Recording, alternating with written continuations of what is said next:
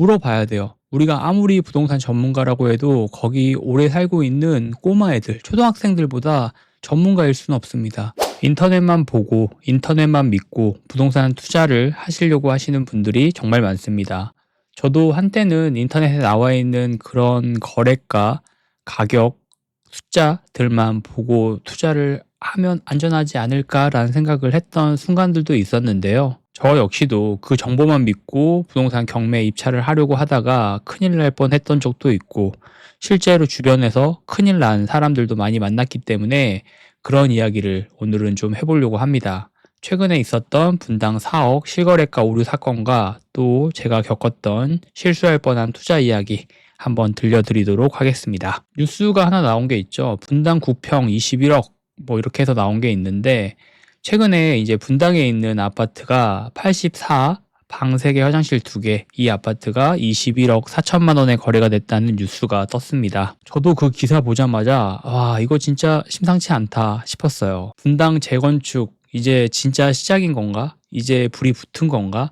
사람들이 실거래가를 올리고 호가도 올라가고 있는 상황인 건가? 이런 생각이 좀 들더라고요. 알고 보니까 이 21억 거래 같은 경우는 실거래가가 아니라 중개사의 실수였던 겁니다. 84 타입이 아니라 133 거래를 84로 잘못 신고를 한 거였죠. 방이 하나가 더 있고 큰 평수를 84 타입이라고 얘기를 하고 생각을 하고 21억 거래로 실거래를 올린 거였습니다. 문제는 뭐냐면 국토부 실거래가가 시스템에도 올라갔고 아실, 호갱노노 여러분들이 알고 있는 부동산 플랫폼들의 신고가로 등록이 됐다는 거죠. 그러면 이 어플을 보고 이거를 계속 조사하고 계셨던 분들은 이게 지금 분당이 얼마가 올라간 거야? 몇 억이 올라간 거야? 라고 생각을 할 수가 있겠죠. 저도 그랬던 적이 많습니다. 이게 관심 있는 지역이 있고 관심 있는 아파트가 있다라고 하면 우리가 어플을 통해서 그런 부분들을 계속 확인을 하고 주의 깊게 살펴보잖아요. 그러다 보면 하나 높은 가격이 올라온다라고 하면 여긴 확실히 오르겠구나. 내가 고가보다 더 높은 가격으로 살 수도 있겠구나. 이런 생각이 들어서 막 마음이 조급해진다는 거죠. 그러면 우리가 하지 말아야 되는 실수를 또 하는 경우를 너무 많이 봤습니다. 그렇기 때문에 이런 부분들 항상 조심하셔야 되고 좀 체크를 하실 수 있으셔야 됩니다. 또 이런 거래가 있었습니다. 시세보다 30% 싸게 팔렸다라는 또 뉴스 기사가 나와서 이런 기사 좀 살펴보면 서울 송파에서 시세보다 30% 낮은 17억 거래가 있었는데, 알고 보니까 이 거래는 부모 자식 간의 거래였던 겁니다. 편법 증여 의심 사례가 될 수가 있고 이 사건에 대해서는 조사를 하고 있다 라고 이렇게 뉴스가 나온 거가 하나가 있는데, 이런 거래는 생각보다 정말 많습니다. 부동산 우리가 실거래가를 봐도 실거래가가 10억, 10억, 10억, 10억 이렇게 되고 있는데 어떤 한 집은 7억 이렇게 되어져 있는 경우를 흔하게 볼 수가 있어요. 이렇게 흔하게 나오는 사례들을 좀 살펴보다 보면 가족 간의 거래, 지인 간의 거래 이런 것들이 굉장히 많습니다. 하지만 또 역설적이게 반대로 우리가 아까 얘기했다시피 이런 거래가만 보고 투자를 한다라고 하면 이거 왜 이렇게 싸지? 가격이 떨어지고 있는 건가? 라고 또 생각을 해보고 성급한 결정을 내릴 수도 있겠죠. 이건 아파트뿐만 아니라 빌라에서도 오피스텔에도 이런 경우들이 정말 많습니다. 업계약, 다운계약 이런 것들도 있고, 내가 세금 때문에 업계약서를 써야 돼, 다운계약서를 써야 돼 이런 식으로 계약을 조작하는 경우들이 정말 많습니다. 법적으로 위반이지만 이게 암암리에 또 하시는 분들도 굉장히 많아요. 우리가 알고 있는 인천 지역이라든지 뭐 오피스텔이 많은 지역, 서울에 있는 오피스텔이 많은 지역들에서는 불법이라고 해도 암암리에 이런 거래들을 현재 많이 진행을 하고 있습니다. 그렇기 때문에 우리가 투자자 입장에서는 이런 거래들을 조심할 수 있어야 되겠죠. 또 경매로서 봤을 때는 분양가가 실거래가로 찍혀 있는 경우도 있어요. 예를 들면 5개의 빌라가 있고 다 1억, 1억, 1억 이렇게 진행이 되는데, 우리 지금 이 빌라 같은 경우는 3억이에요. 내가 지금 조사하고 입찰하려고 하는 이 빌라가 3억입니다. 그럼 여기서 뭔가 이상한 걸 내가 느껴야 되는데, 그냥 인터넷에 나와 있으니까, 컴퓨터에 나와 있으니까, 사람들이 거래를 올려줬으니까 뭐 틀린 건 없겠지, 이 플랫폼은 유명하니까 이렇게 해서 그냥 이 빌라를 3억이라고 생각을 하고 경매로 입찰하시는 분들도 정말 많아요. 그러면 이 3억이라고 생각했던 빌라를 2억 5천에 내가 낙찰을 받았다고 해볼게요. 자, 그러면 이 사람은 5천만 원을 싸게 낙찰을 받았다고 좋아하겠죠. 하지만 이거 5천만 원 싸게 낙찰 받은 건가요?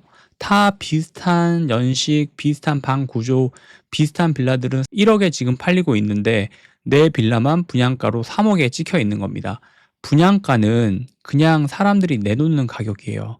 내가 3억에 샀는데 1억으로 떨어진 게 아니라 1억짜리 빌라를 내가 3억에 산 겁니다. 그렇기 때문에 이걸 아무리 2억 5천에 내가 낙찰을 받는다고 해도 시세가 지금 1억으로 형성이 되어져 있는 이 빌라 주변에서는 1억 이상 받기가 어렵단 말이에요. 근데 내가 막 싸게 샀다고 좋아하면서 이 실거래가만 믿고 부동산 경매에 입찰을 하시는 분들도 정말 많습니다. 항상 실거래가가 아닌, 인터넷이 아닌 현장을 나가보려고 하고 중개사를 만나보려고 하고 그 주민들에게 이야기를 들어보려고 하셔야 돼요. 특히나 사실 아파트 같은 경우는 이런 것들이 좀 단속이 심하기 때문에 경우가 적다라고는 해도 빌라나 오피스텔은 이런 경우가 워낙 많기 때문에 특히 또 경매 같은 경우는 반드시 임장을 가셔야 됩니다.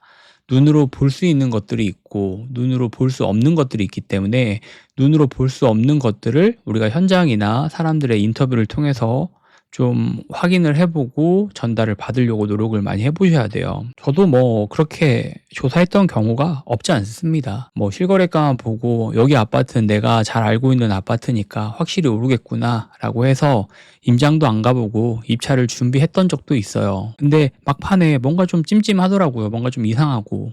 그래서 현장에 가서 좀 이야기를 해보니까 이 주변 도로들이 막 공사를 시작했고 소음도 심하고 입지도 완전 내가 생각했던 입지와 정반대의 사항들로 많이 바뀌고 있더라고요. 만약에 제가 이걸 그냥 낙찰 받았으면 어떻게 했을까요? 이렇게 부동산 경매 투자를 지속하고 있지도 못했겠죠. 이 투자를 내가 실패했기 때문에 지속할 수가 없고 나 그냥 포기해야겠다 라고 생각을 하고 아마 그만했을 확률이 굉장히 높습니다. 하지만 또 투자라는 거는 그냥 내가 이렇게 인정한다라고 해서 끝이 아니잖아요. 돈이 들어가는 거고 수천만 원 손해를 본다라는 거는 내 인생에서 또 그만큼의 시간을 손해를 보는 거기 때문에 항상 투자를 하실 땐 조심하셔야 되고 특히 부동산 경매는 반드시 임장을 가야 된다고 생각을 합니다. 실거래가는 항상 확인만 참고만 한다고 생각을 하셔야 돼요. 요즘 또 GPT 이런 것들 많이 나와 있잖아요. GPT만 보고 내 생각인 것처럼 투자하시고 이러시는 분들도 정말 많은데 오히려 저는 없어지는 직업 뭐 이런 얘기들도 많잖아요. AI가 발달을 하기 때문에 뭐 의사나 변호사나 작가나 뭐 이런 직업들은 없어질 거다라고 얘기들을 많이 하는데 저는 은근히 투자자는 끝까지 살아남을 것 같습니다.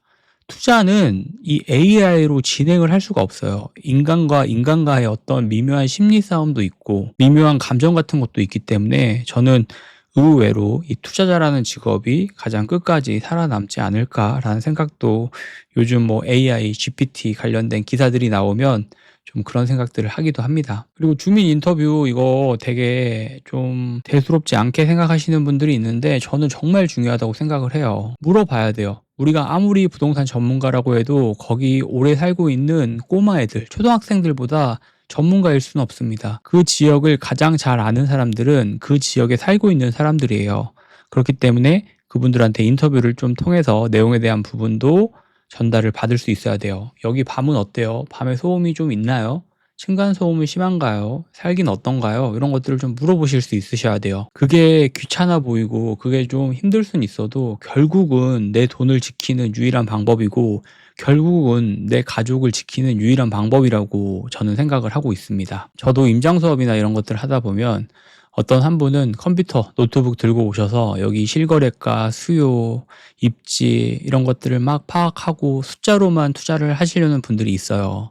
하지만 또 다른 분들은 여기 오셔서 여기 초등학교가 이렇게 있네요. 여기 횡단보도가 이렇게 있네요. 여기 파리바게트가 있네요. 스타벅스가 있네요.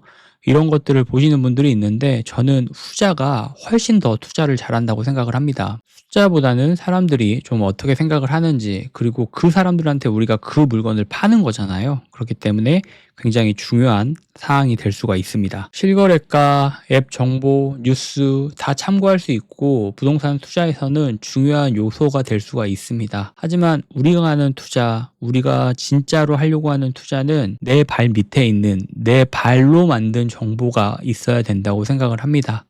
현장 없이 투자하지 마시고 오늘의 사례 그리고 여러 가지 실거래가 나는 어떻게 적용을 하고 오늘 이 사례 꼭 기억해 두셨으면 좋겠고 숫자로 하는 투자보다는 내가 직접 나가서 현장을 좀 보고 하는 투자가 되셨으면 좋겠습니다.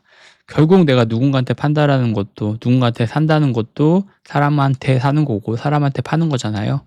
그렇기 때문에 이 사람을 좀 아는 게 부동산 투자에서는 중요하다고 생각을 하고 있습니다. 오늘도 긴 영상 봐주셔서 감사하고 내일 또 부동산 이야기, 경매 이야기로 돌아오도록 하겠습니다.